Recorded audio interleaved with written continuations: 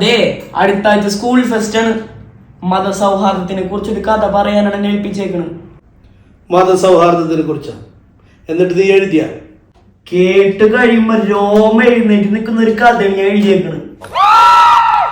എന്നാ നീ വായിക്ക്, ഞങ്ങളുടെ രോമ എഴുന്നേൽക്കും നോക്കട്ടെ.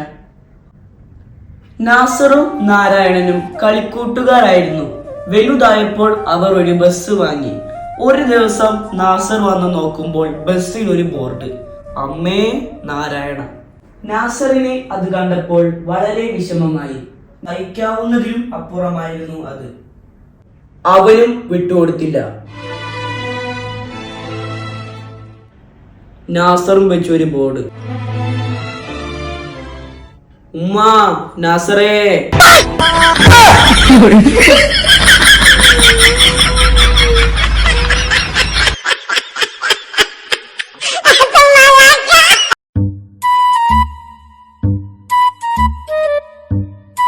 കണ്ണിമ വെട്ടാതുള്ളൊരു നോട്ടം നെഞ്ചിലുടക്കിയതാണ് ആ കണ്ണിലെ രണ്ടിരുവണ്ടു.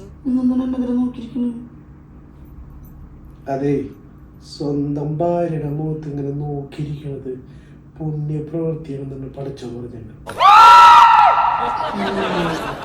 പടച്ചോൻക്കറിയ അത് വലിയ ബുദ്ധിമുട്ടുള്ള കാര്യമാണെന്ന്.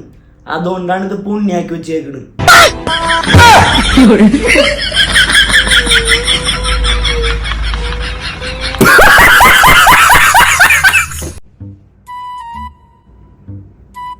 ചെറുപ്പത്തിൽ അമ്മയുടെ മടിയിൽ തല വെച്ച് കിടക്കുമ്പോൾ ഉണ്ടാകുന്ന അതേ സ്നേഹവും ലാളനയും പരിരക്ഷയും വിവാഹം കഴിഞ്ഞു ഭാര്യയുടെ മടിയിൽ തല വെച്ച് കിടക്കുമ്പോൾ കിട്ടിയാൽ അവനാണ് ലോകത്തിലെ തന്നെ ഏറ്റവും വലിയ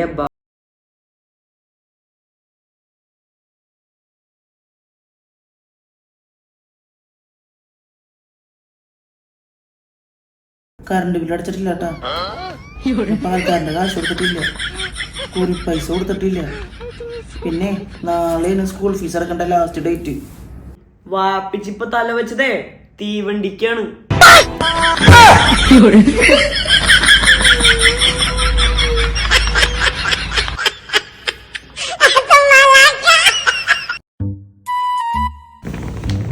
നീ എന്താണ് ഇങ്ങനെ ഉറങ്ങാണ്ടിരിക്കുന്നത്?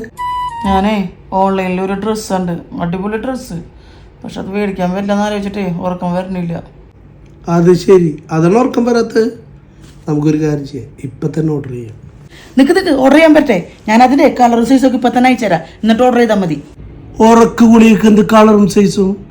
അത് വെള്ള നിറത്തിലുള്ള ചെറിയ ഗുളികയല്ലേ?